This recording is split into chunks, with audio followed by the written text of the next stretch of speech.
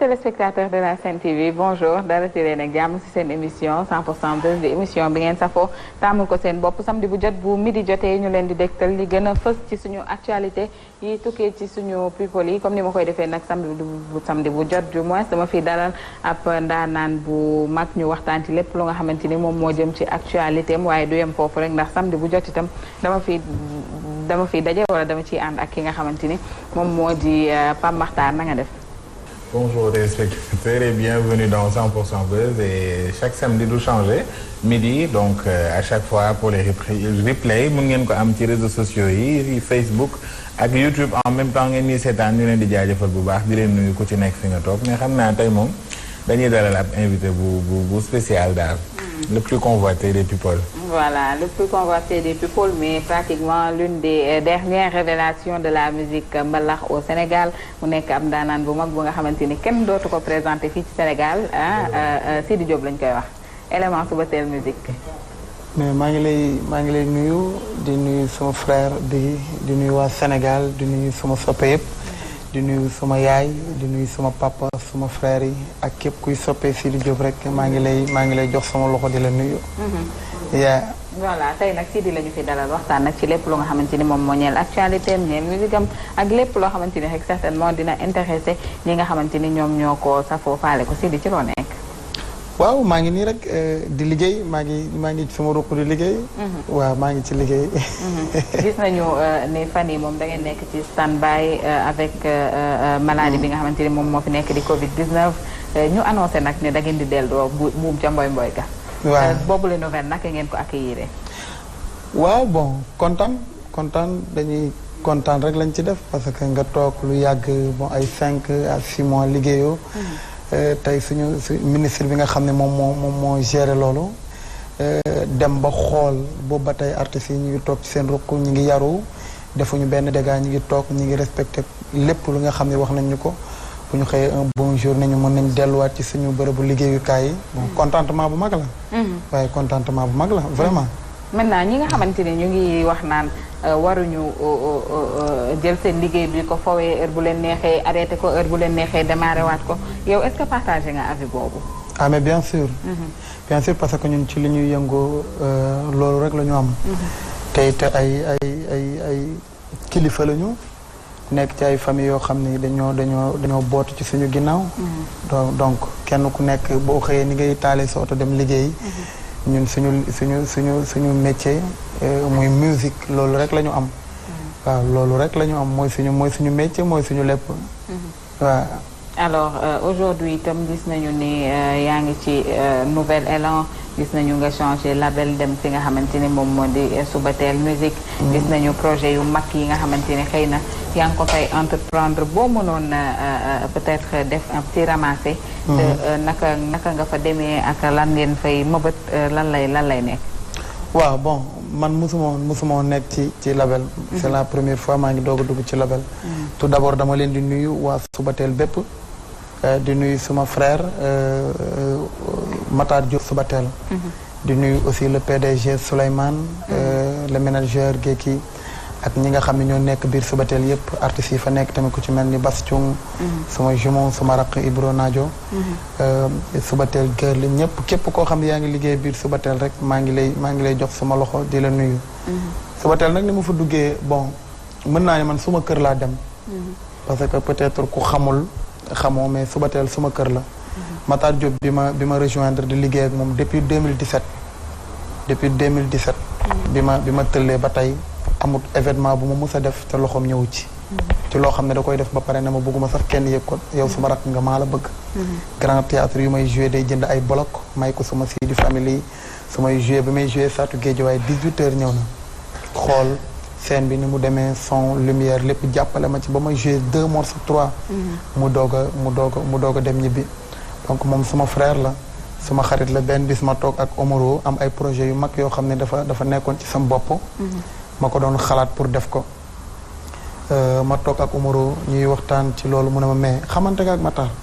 ma ne ko mais bien sûr Matar c'est mon frère suma xarit la suma lépp la mu ne ma xam nga ni daf la bëgg ma ne ko man maa ko raw man événement bu ma Matar def ci jàpp bu baax a baax mu ne ma mais projet yi nga ma tegal nii boobu ba ma jugee Grand Théâtre bu mujj bi la ak Kandji mu ne ma mais projet yi nga ma tegal nii album beeg yenn affaire yi nga ma tegal nii yëpp te ay big projet la teñ ci ànd ak Matar ma ne ko non Matar de loolu moom sotti ceeg def ci la ndax suma frère la te xam naa bëgg bi ma bëgg ak yéene bi ma yéene ñu woo Matar mu ne ñu mi ngi këram ñu dem këram toog reerandoo waxtaan ensemble ma tegal ko projet yi yëpp mu ne ma man sa frère la tey pare naa pour ànd ceeg yow man tamit kenn du ma gën a gore man tamit ma ne ko pare naa pour dugg aussi ci labelu Subatel ñëw liggéey ak yow ñu ñëw aussi fekk fa ay nit yoo xam ni dañoo mës a bokk ndey ak baay balaa ñu faa daje ku ci mel ni Souley Awalaay mi nga xam ne depuis suñu xale man ak moom ñoo màggandoo Las Palmas ñu daje fa ñun ñëpp mu nekk liggéey boo xam ma sentir ko parce que sumay frère laa fa dajal suma ay xarit Matar nekk nit koo xam ni koo xam dalay jàppale bu dara xewut événement bu ma def day ñëw jàpp ci assisté donc bu amee label bu toll noonu ma xam ni jeune la di liggéey nekk ci yoon baax man ma nekk jeune di liggéey nekk ci yoon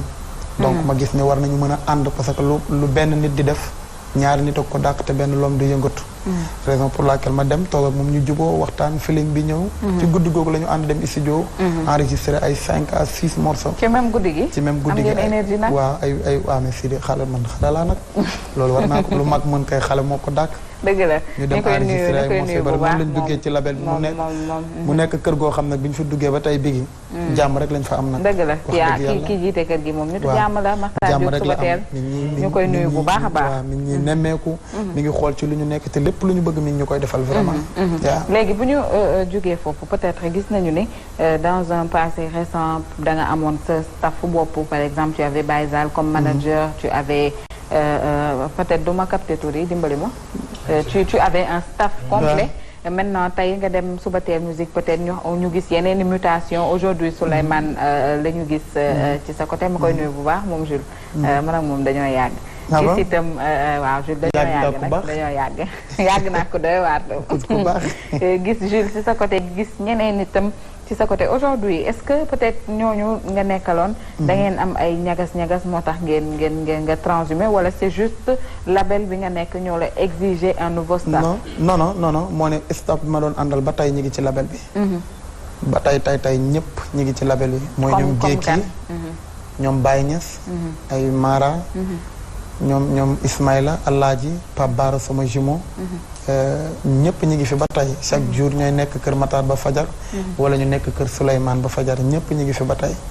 waaw mais dafa fekk ni kër goo gis day am njiit te label bi lu muy rëy lu coow li bari Souleymane mooy PDG bi waaw moom moo jiitu kon Makhtar du PDG bi Jules mooy PDG Matar mooy suñu producteur lépp lu ñu soxla Matar ngi suñu ginnaaw moom suñu kilifa suñu lépp la d'accord parce que Souleymane toog Matar Diop mooy kilifaam dëgg la kon moom mooy lépp mais ñun bu ñuy liggéey ñun ñëpp label bi Subatel Jules mooy PDG Matar moo jël lenga yooyu jox ko Sidi bëggoon naa ñu ñëwaat aussi peut-être ci sa diggante ak Baye Zale parce que nag aujourd'hui je veux vraiment que ñu waxtaan peut-être ci question yi nga xamante ni sénégalais yi ñu ngi koy posé wu te xëy na amuñu accès ci yow pour laaj la ko ñun peut-être bu ñu la ko laajee nga tontu dina mën a wër peut-être ba ñoom ñëpp ñu am réponse bi ñu bëgg parce qu'il faut dire que tu es très aimé par les Sénégalais et que tu as énormément de fans yoo xamante ni nit ñi duñu sax comprendre tey jii nii Baye Zale sa anniversaire bu mujj ñu dégg ko mu yëkkati ay kàddu xam ne ni nekkatul ak yow et que pare na ci li nga xamante ni moom moo di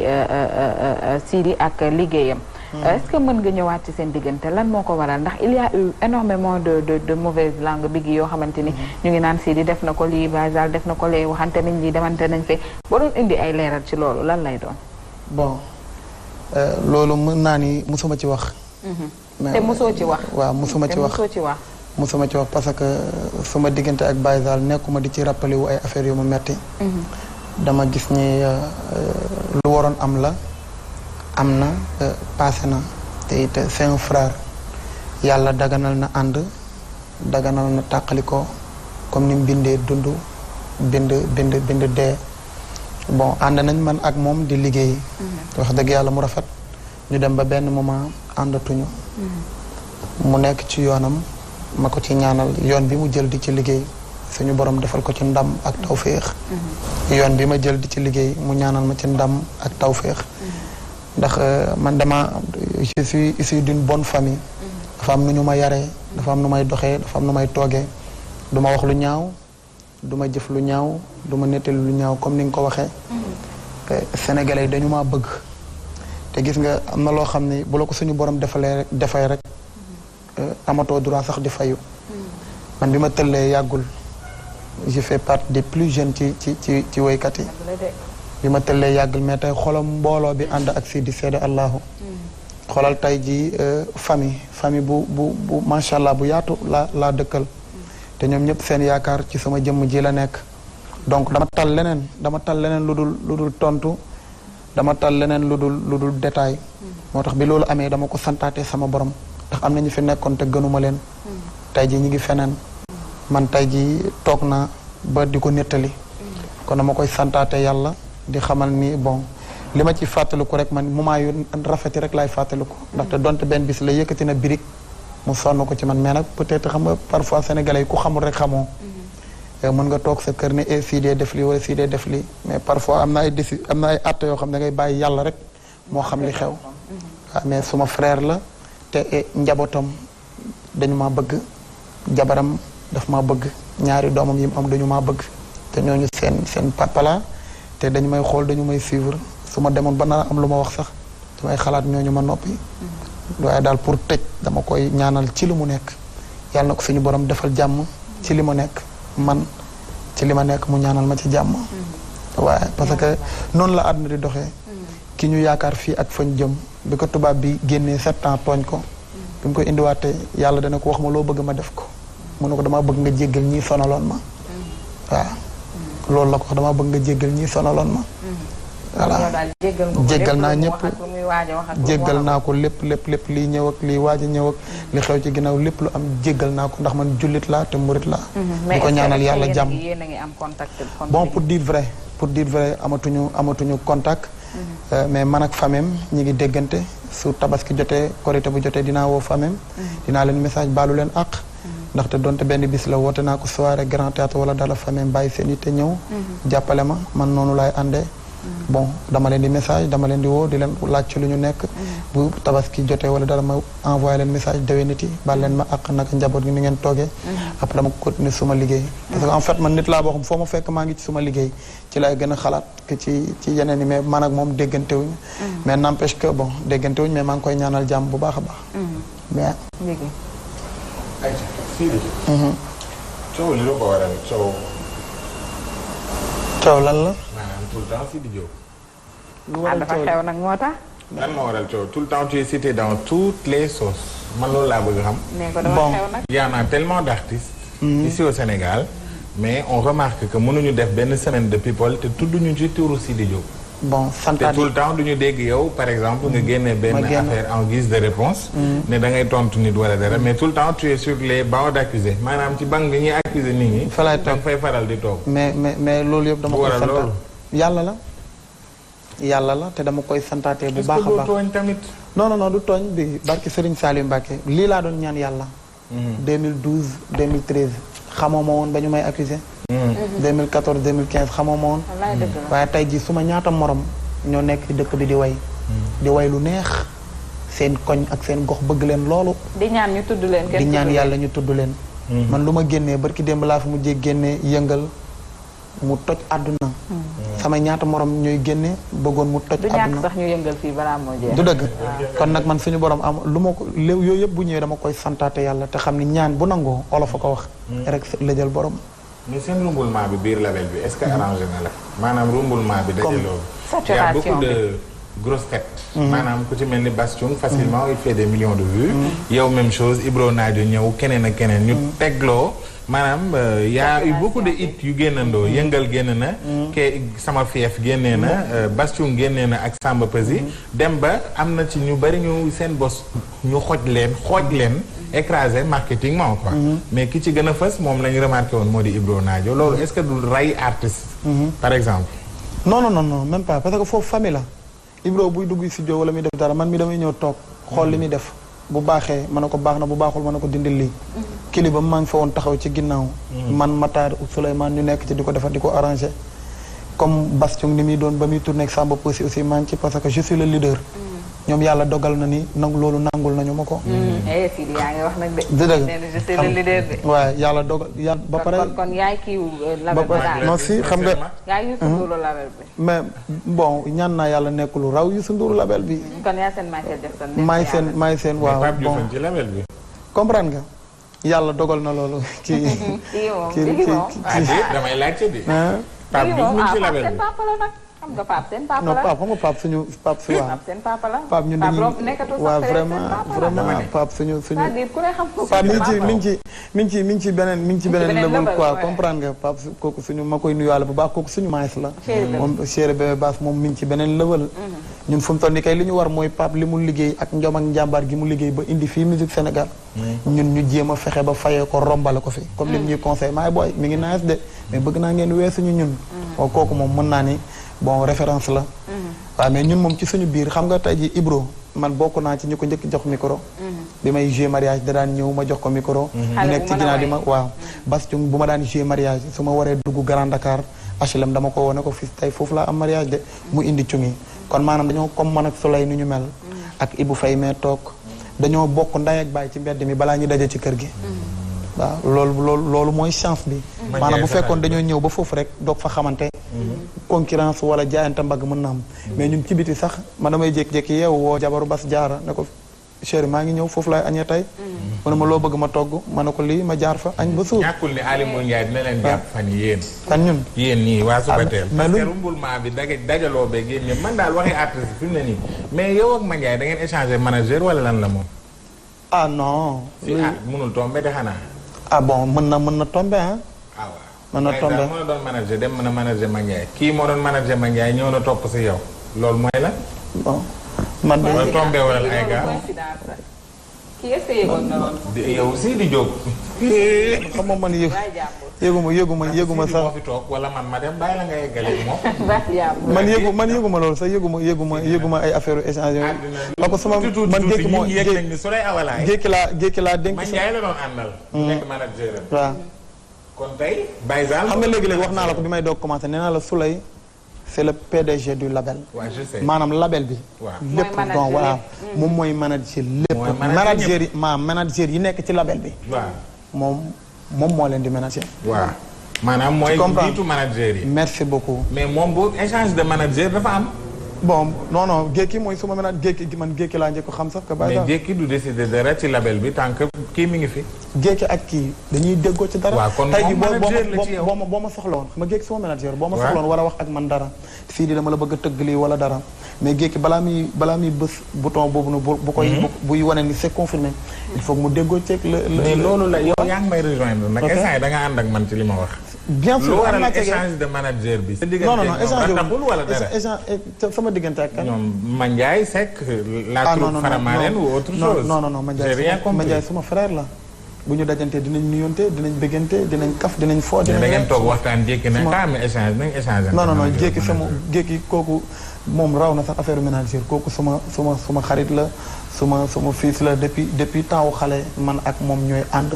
suma lépp la je peux même dire jumeau la comme ni Pape Bara nekkee suma jumeau parce que ñoo débuté ndoo di rap. mook Pape Bara di rap man may téye solo yi. Pape Bara da doon rap. Pape Bara gisoo temps yi sax da nga. des surprises. mais si.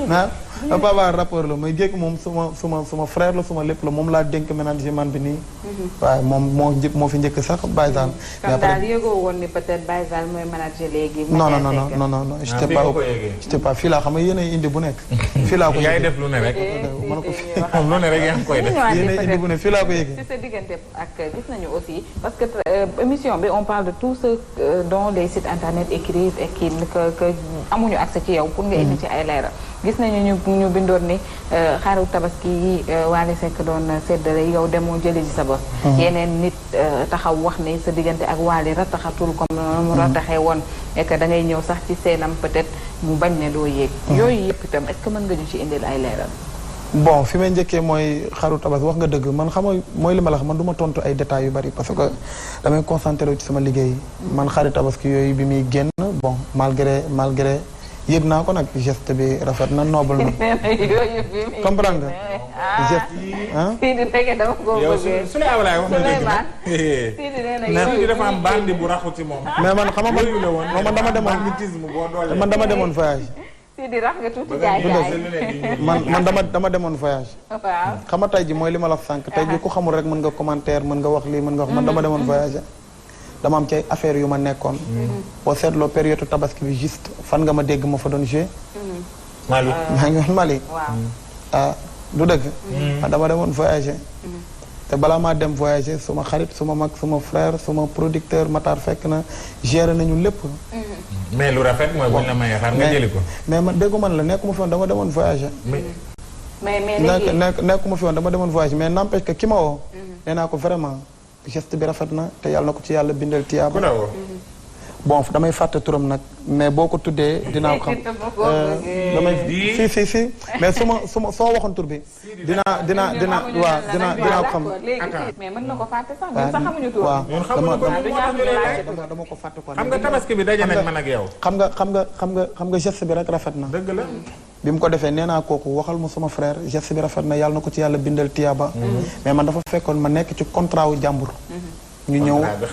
merci beaucoup mu ñëw nekk 15 jours avant la signé contrat bi demoon nag di jaabante Mali Sénégal nekkoon ci samay publicité yi télé yeeg foofu noonu di dem di ñëw jour tabaski dama def li may def rek delluwaat mais période tabaski bi mi ma doon fekk période tabaski mi ngi ma doon fekk may départ di dem di def promotion bi foofu di ñëw comprendre nga mais lu tax convaincre la loolu ah non kii mën na saf de bigi mi lu ñu ko waxal moom la bëgg naa ñu ñëw peut-être ci sa diggante ba tey ak Wally bu weesoo xar yi est-ce que ñàkk jëli bi waaw li ci nit yi di wax aussi duñu ko gëm mooy wone ni peut-être seen diggante rataxatul est-ce que li ñuy wax ni da nga doon dem ci seenam mu lay muy bañ ne doo yéeg yooyu am na non dama doon dem ci seenam ñuy bañ di du ma yéeg loolu pour dire vrai mosul am waaye mosul am heure bu ma musaana dem seenam dina ma jox ma way wax dëgg yàlla heure bu ma musaana dem seenam dina yëkkati micro bi jox ma way ba doyal joxaat ko micro bi après ma dem boobu sax ay dimanche lay tombé wala samedi bu fekk na yoraguma suma groupe di jouer tous les samedis moo tax yéen saa ma doon dem penc mi di dem di mooy jox mais heure bu ma musaana ñëw yàlla rek a tax may wax daf may jox ma way ba dara. ndeysaan jox ma di web bi xëyee tey. alors web bi li mu xëyee tey dafa daal di bëri dañuy tàmbale ak information boo xam ni TV5 moom moo ñu ko relaté lu mësta am fii ci réew mi maanaam loo xam ne dañoo toog rek jékki-jékki internet bi daal di secoué wu lu ko waral mooy l'artiste Sidiki Diabaté dafa am ay affaires yoo xam ne dañ ko koy jiiñ maanaam lu mel ni dóor jigéen ak maltraitance am na benn photo boo xamante ni Mamacita d'origine guinéenne moom moo nekk copine Sidiki Diabaté depuis plus de 6 ans ñoom ñaar ñu nekk nag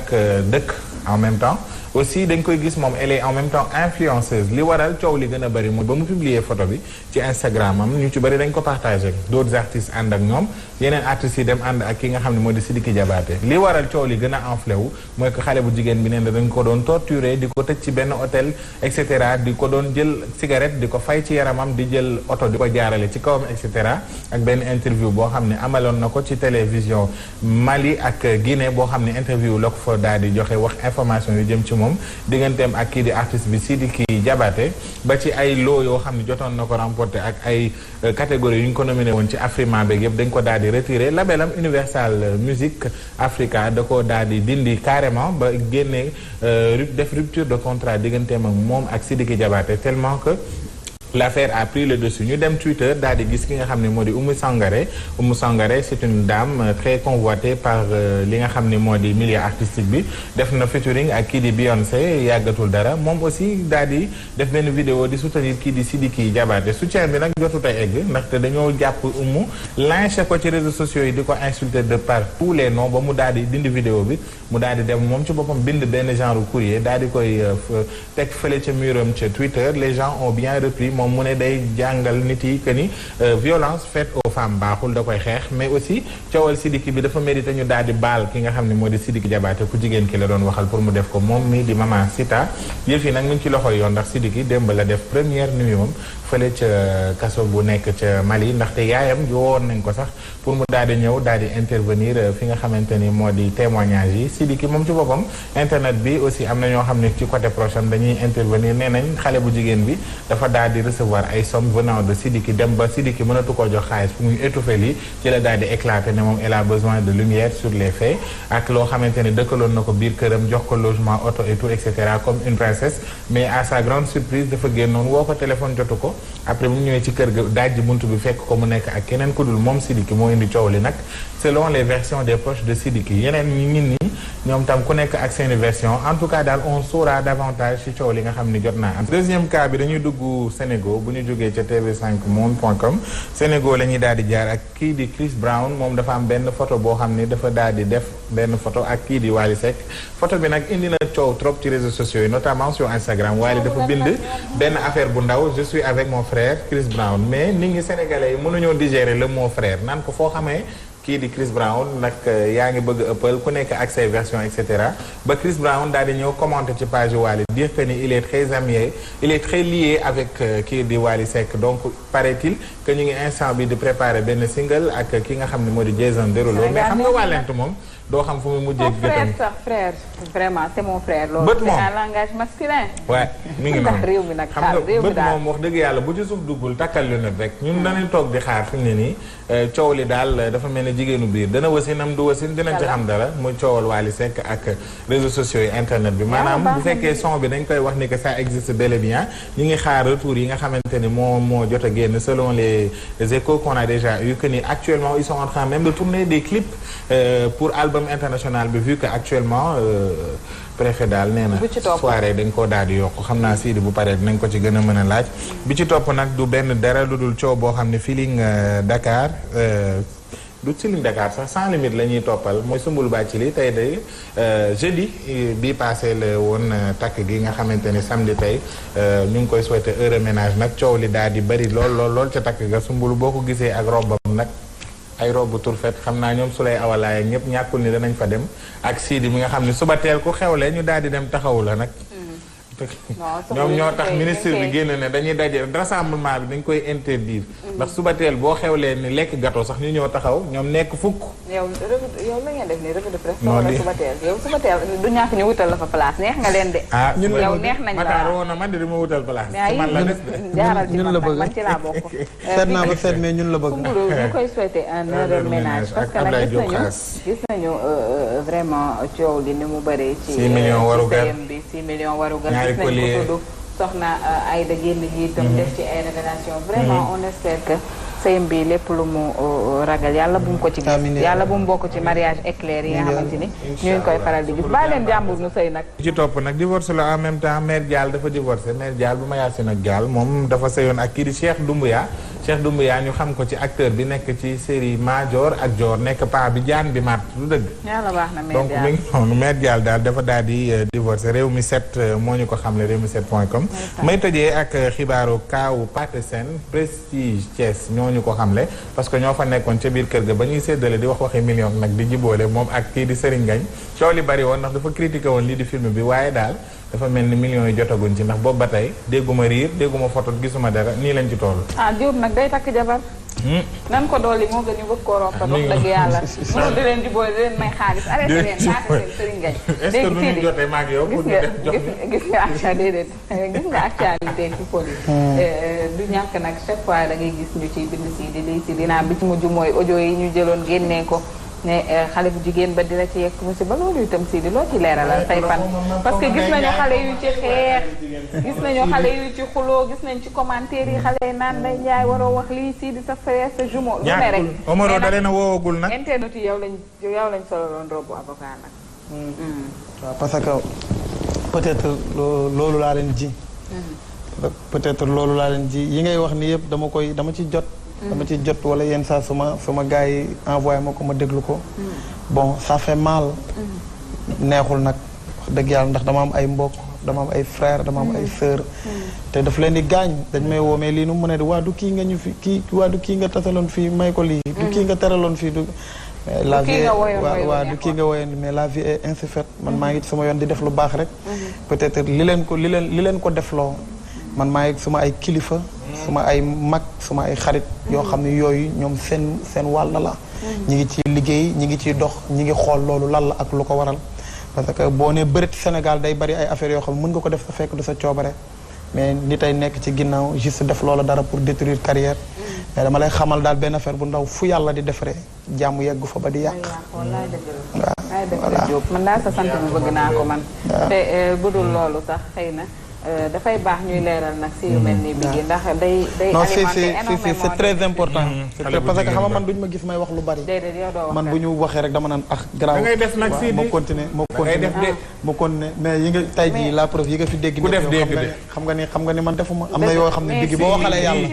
am na yoo xam ne ngay dégg xam ni sa compte YouTube bi amoon problème ñu ne